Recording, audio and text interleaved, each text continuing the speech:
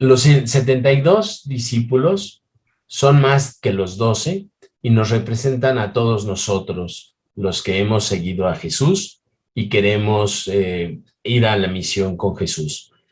¿Cuáles son las características que nos toca vivir? Veamos.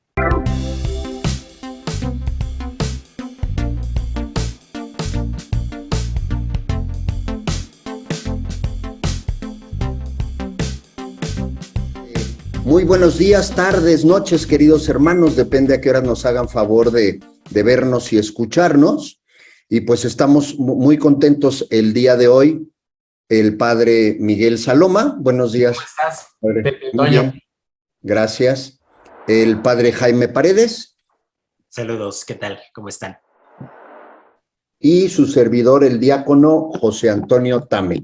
Y vamos a tener hoy el gusto de platicar y reflexionar con ustedes respecto de las lecturas del domingo 14 del tiempo ordinario, que ya corresponde pues al primer domingo del mes de julio. Qué rápido se nos fue ya el primer semestre, ¿verdad, padre Miguel, padre Jaime? Pues ya sí, estamos iniciando el segundo semestre. La Entonces, vida moderna. No, así se va, ¿no? De rapidísimo. Entonces, pues, si les parece, vamos a comenzar. Padre Miguel, ¿quieres decir alguna introducción o No, vamos a leer el texto? Al texto, por favor. Muy bien. No sé, ¿Quién quiere leer? Siempre que el padre Jaime nos hace favor de leer el texto. Sí, cómo no.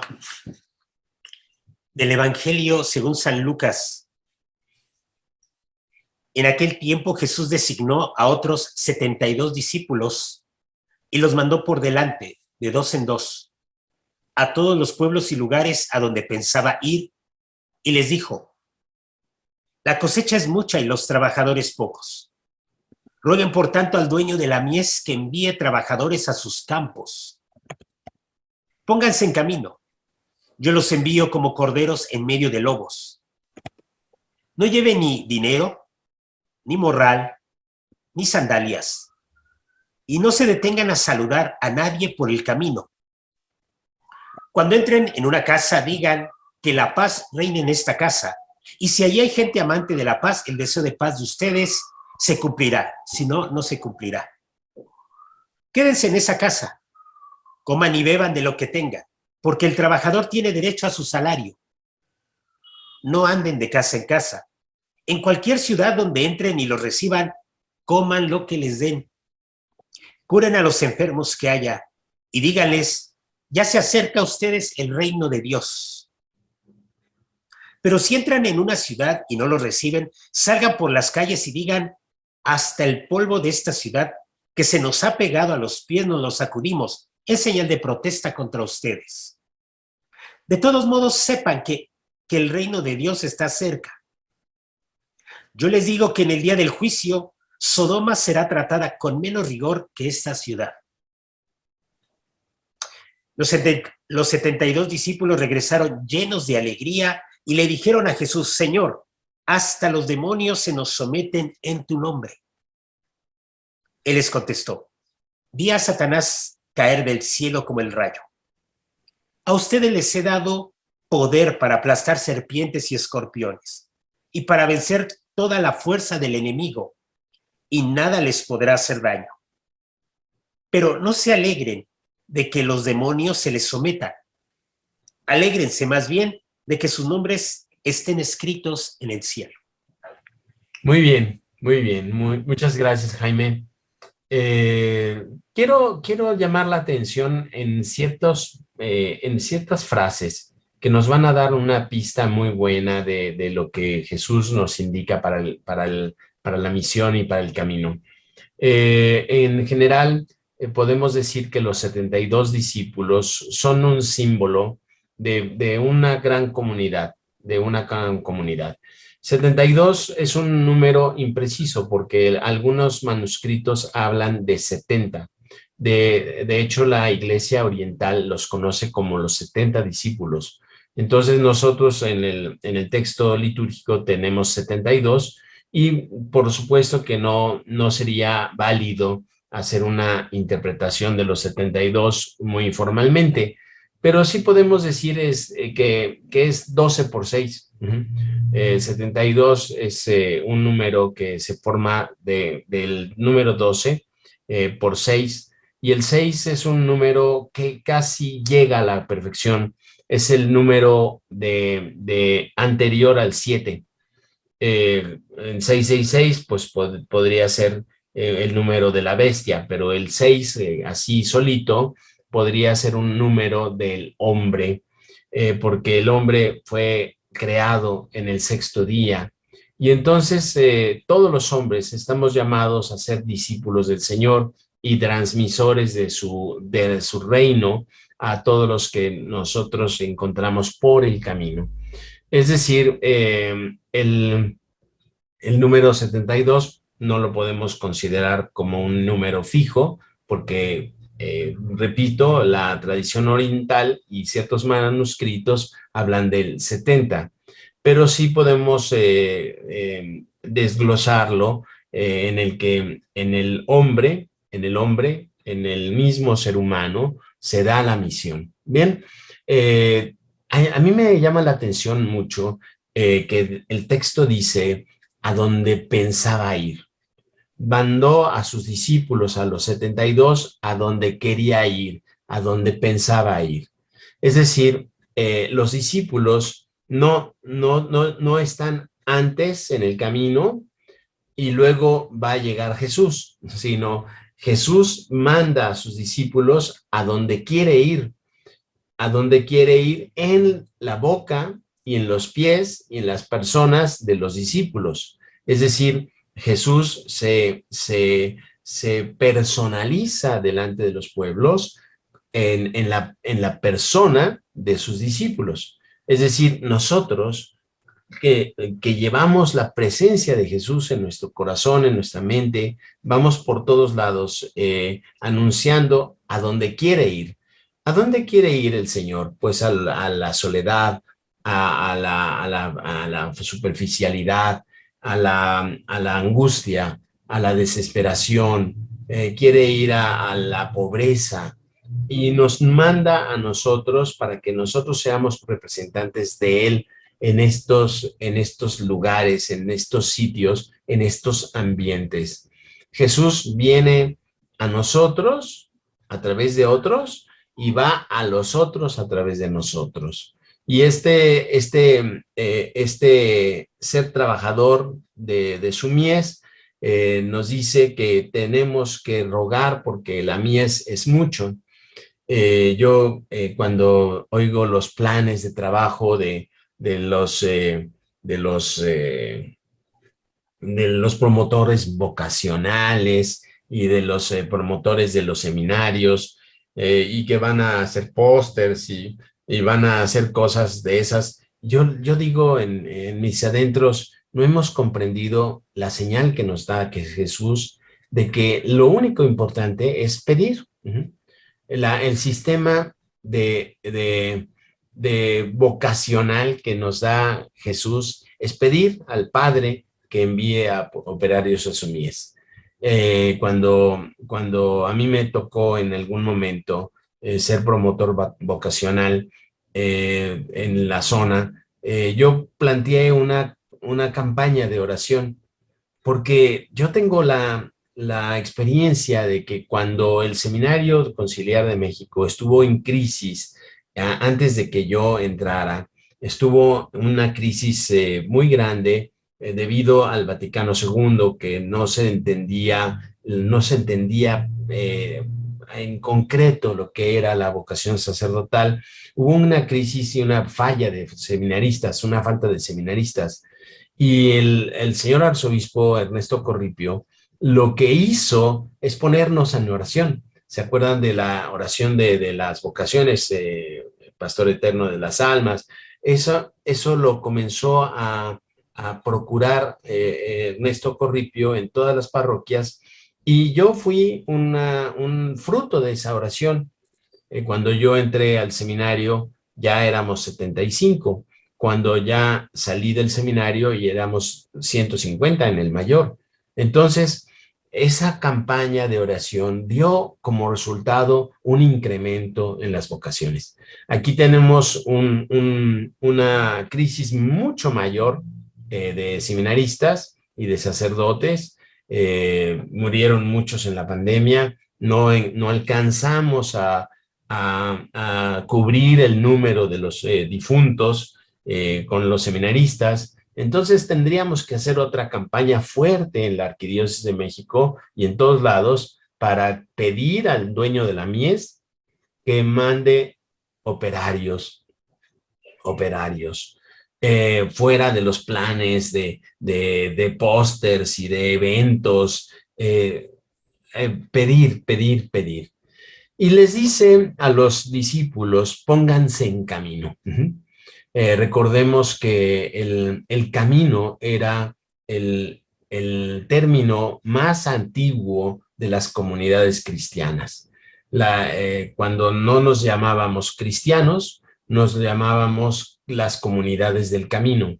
Entonces, pónganse en camino, es decir, en la comunidad, y nos manda para que la comunidad sea la base de la evangelización. No es una cosa de solitos, una misión de solitarios, ¿no? Si nos manda en este texto, no nos manda de dos en dos, es decir, en comunidad. No nos manda individualmente, sino nos manda en comunidad. Y aquí quiero hacer una propaganda, un autoguayabazo, ¿no? Lo que nosotros desde el principio pensamos, Victoriano y yo, y ya luego los invitamos al padre Jaime y ya luego Pepe, pensamos en que nuestra evangelización no era de hombres solitarios como los podemos ver en la red. Hay predicadores muy buenos, hasta mejores que nosotros, pero van solitos. Y el Señor nos manda de dos en dos, es decir, en comunidad. A mí me encanta este proyecto de Tierra Buena porque es un proyecto que vamos haciendo juntos en comunidad. Todo lo que significa la comunidad. Tenemos criterios distintos, un estire y afloje, perspectivas distintas, desánimo en unos y luego ánimo en otros. Vamos apoyándonos para que la evangelización vaya adelante. Y nos dice, nos manda como corderos en medio de lobos. No va a ser fácil, no va a ser fácil. Y nos dice ciertas cosas que tenemos que tener muy en cuenta, que no nos detengamos a saludar. ¿Qué significa esto? Que no nos desconcentremos de nuestra misión, que no estemos chacoteando, ¿no? Que no estemos dispersos. Se parece mucho a lo que la semana pasada veíamos de que en toma el arado y volteas atrás no es digno de mí. No nos podemos zafar, distraer de nuestra misión, que es un surco parejito, derechito, el que tenemos que hacer. Si volteamos para atrás, probablemente nos vamos chueco, ¿no? Y nos dice que no llevemos ni morral ni sandalias, es decir, viajar ligeros y en pobreza. Viajar sin dinero. Sin dinero significa estar en las manos de Dios. No es que tengamos que ser pobres hasta irnos a vivir debajo de un puente, ¿no? Es que nuestra misión no tiene que comprometerse con el dinero. Si no tenemos moral, no podemos acumular.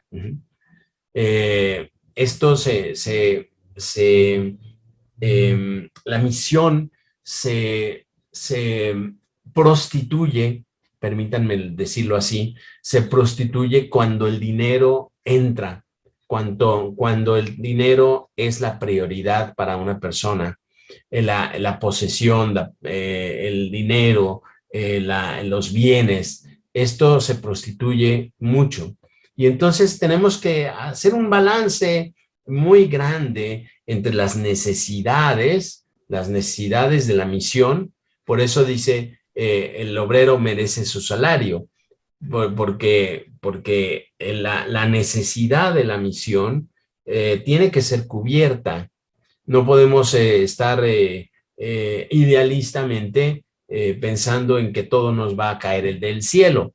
Tenemos que proveer de bienes la misión, pero no podemos estar en la actitud de acumular los bienes debido a la misión. Son dos perspectivas distintas.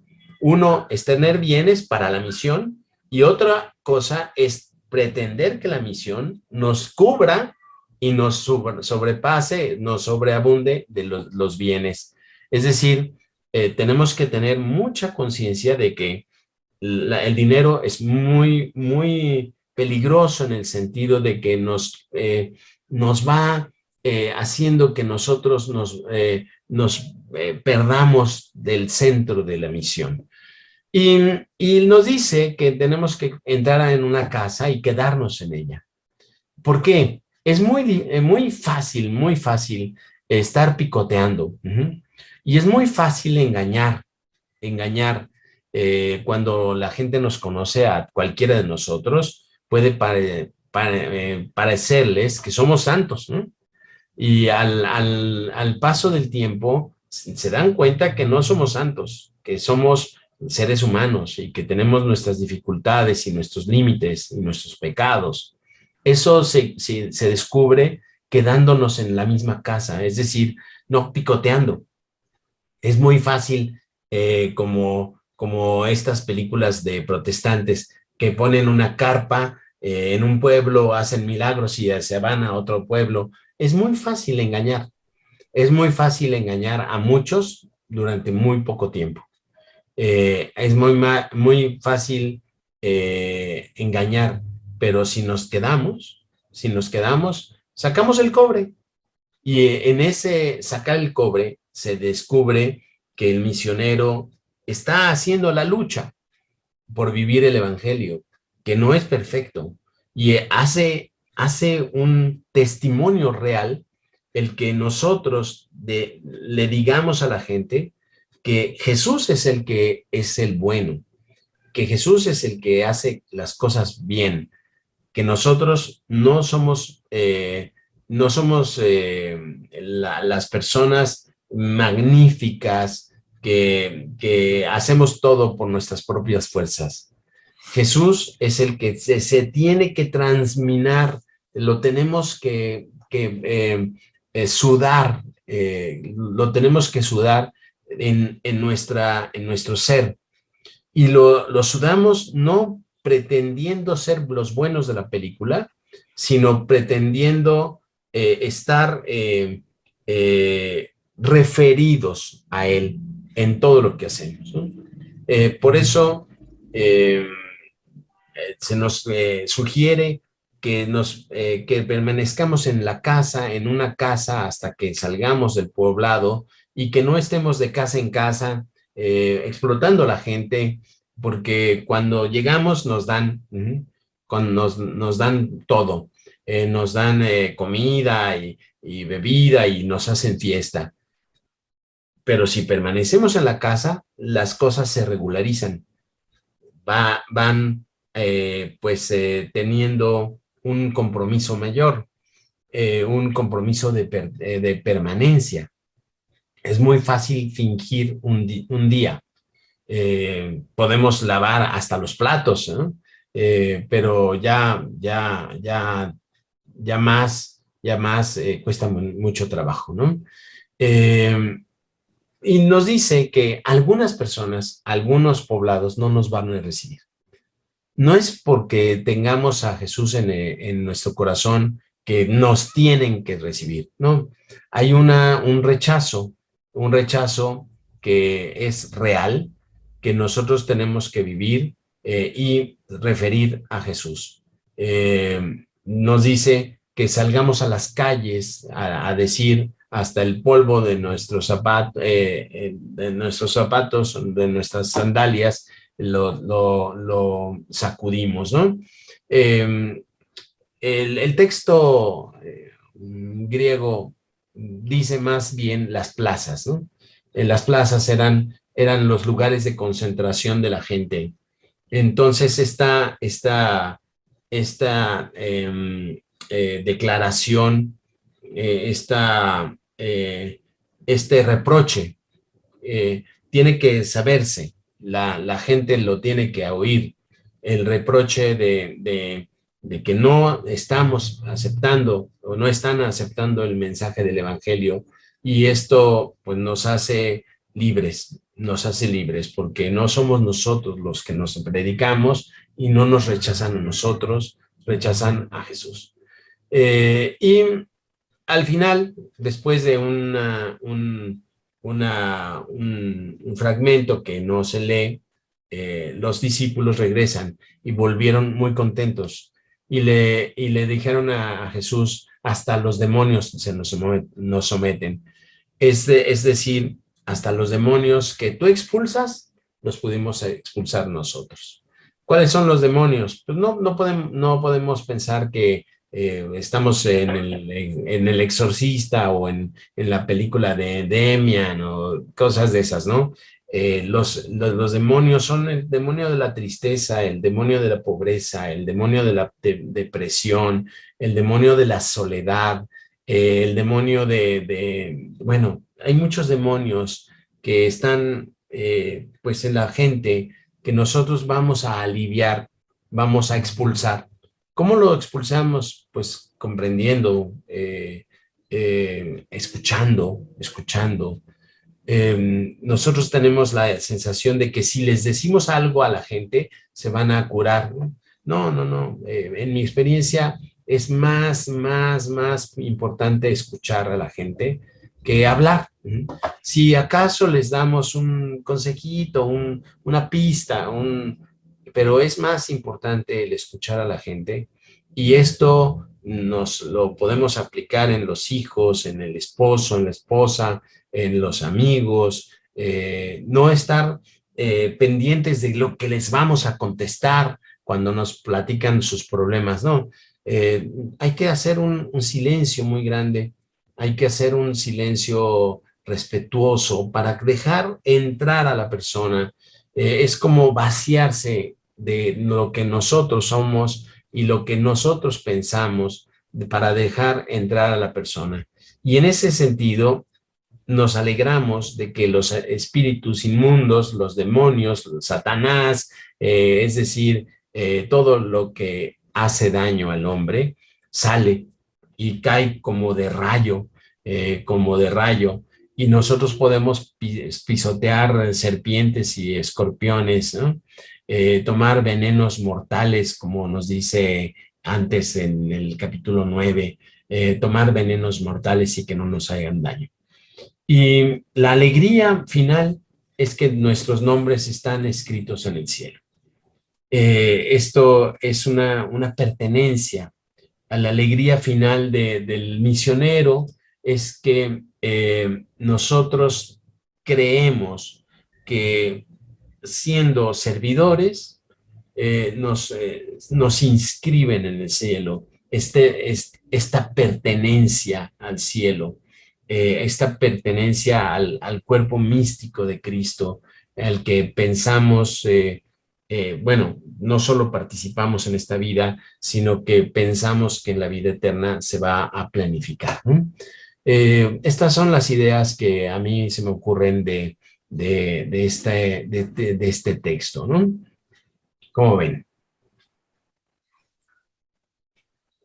Muy bien, muchas gracias. Padre Jaime, ¿no? Pues ya dijo muchas cosas el Padre Miguel. Bueno, Sí. el enfoque de ustedes es siempre importante. Bien, sí, pues ya muy completo.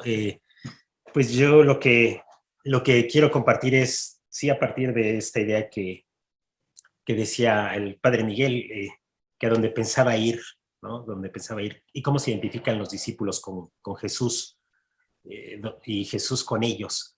Y bueno, realmente todas estas recomendaciones a los discípulos, pues sí, yo veo como si fuera radiografía de Jesús, de todo el ministerio de Jesús, su verdadera pertenencia al Padre. Él es quien está orando al Padre.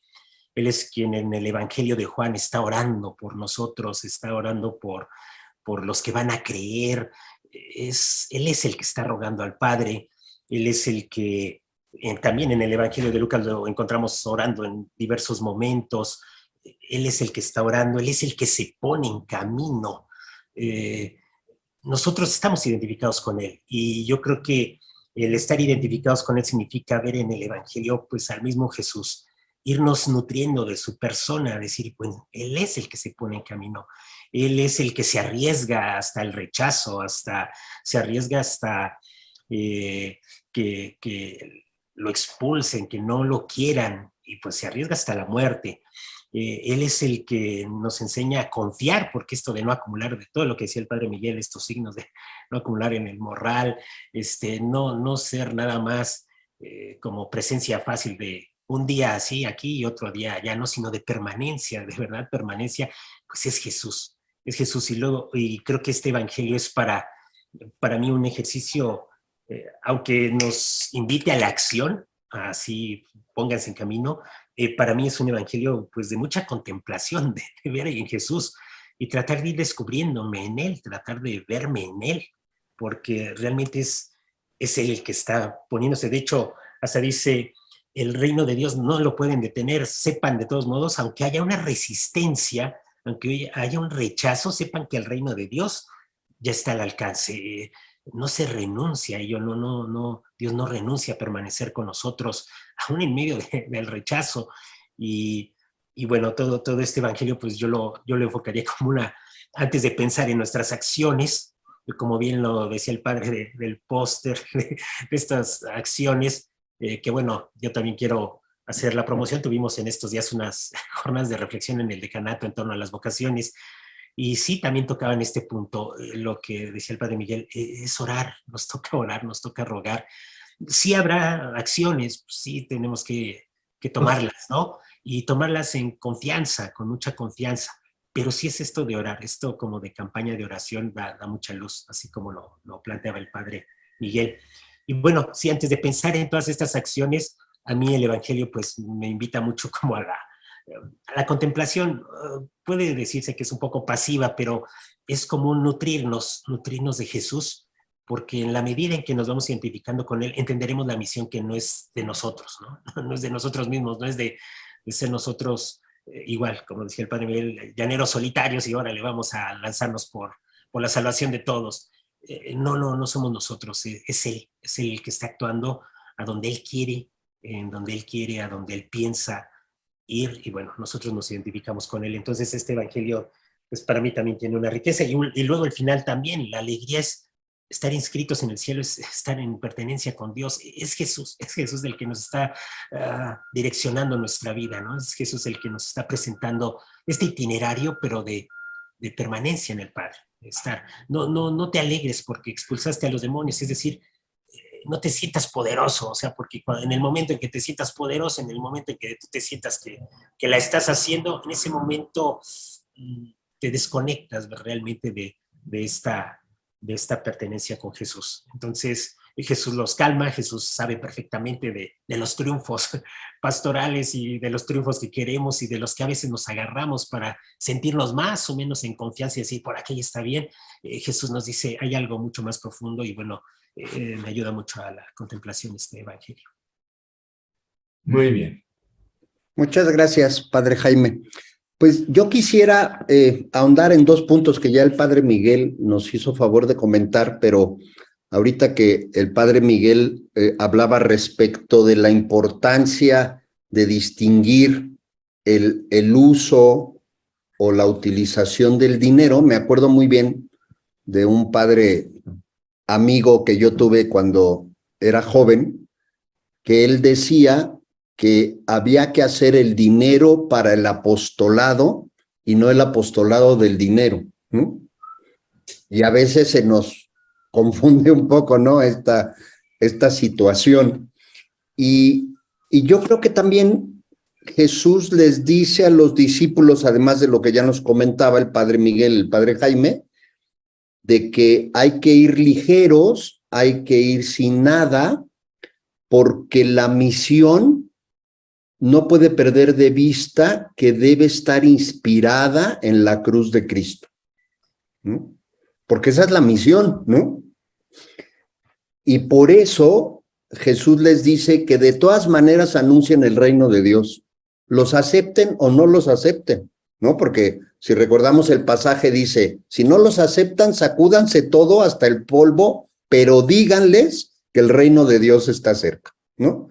Entonces, la proclamación de la buena nueva del evangelio la tenemos que hacer sabiendo que algunos la aceptarán y otros no la aceptarán. Pero no podemos callarnos ese anuncio del evangelio orientado en la cruz de Cristo, ¿no? Y yo, perdón, quizás me fijo en este tipo de cosas, ¿no? Y yo diría, bueno, Jesús, ¿qué pensaría de sus apóstoles, no? En el pasaje que leímos hace 8 días, que no es continuado, ¿no? No es exactamente continuado del Evangelio de Lucas, vemos cómo 2 de sus apóstoles, ¿no? Dicen que si quieres hacemos que caiga fuego, ¿no? Y ahora regresan sus discípulos y dicen, hasta los demonios, o sea, sí, yo creo que nosotros tenemos mucho y siempre tendremos la tentación de fijarnos más en las cuestiones de poder que en las cuestiones de servir. Y por eso Jesús los llama y les dice, no, a ver, tranquilos, ¿no? O sea, démosle la importancia a lo que realmente la tiene.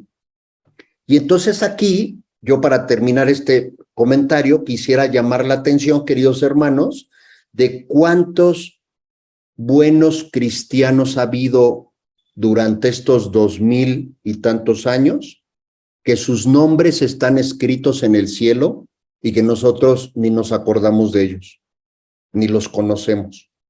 Eso es lo importante, que el anuncio del evangelio ha logrado que millones de personas, sus nombres estén escritos en el cielo. Y eso es lo que tenemos que estar siempre recordando, según yo. Padre Miguel, un siguiente comentario. Me llama la atención que agregues el ingrediente de la cruz. Es muy, muy importante, muy importante. El reino de Dios se realiza en la cruz. Yo no lo mencioné tontamente, pero qué bueno que lo agregas tú, porque es muy importante no perderlo de vista. Quiero hacer una distinción, porque a mí me interesa que mi nombre esté escrito en la tierra. Esto es lo que primero se me ocurre. Lo primero que se me ocurre es que la gente se acuerde de mí, que la gente me reconozca, pero el que nuestros nombres estén escritos en el cielo, en donde vale la pena, en donde la polilla no corroe y el ladrón no penetra, y nuestros nombres van a estar escritos en el libro de la vida, en el corazón de Jesús, es lo que verdaderamente importa. Esto es un antídoto para el intento de fama, el intento de prestigio que nosotros tenemos siempre, siempre. Dejar huella en este mundo, no. Hay que dejar huella en el cielo, en donde ni la polilla entra y ni los ladrones entran. Entonces, yo así me quedaría con esta perspectiva que le das de que nosotros tenemos que estar inscritos en el cielo y evitar toda la inquietud de estar inscritos aquí en la tierra. Muchas gracias, Padre Miguel. Padre Jaime, ¿algún comentario? No, ya no tendría nada más que añadir. Perfecto. Está muy bien. Muchas gracias. Pues, queridos hermanos, muchísimas gracias a ustedes por darnos la oportunidad de vernos.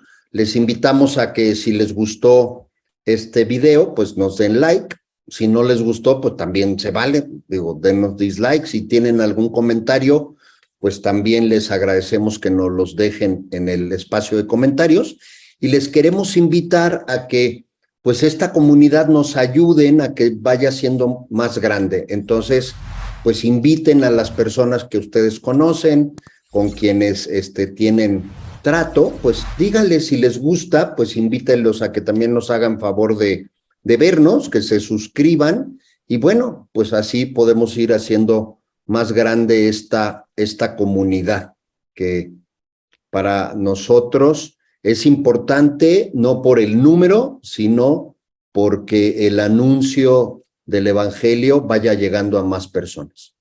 Pues muchas... Perdón, adelante. No, muy bien, muy bien. Hice una expresión de que muy bien. Ah, perfecto. Pues muchas gracias, queridos hermanos. Bendiciones y si Dios quiere, nos veremos la siguiente semana. Bendiciones. Bendiciones. Adiós.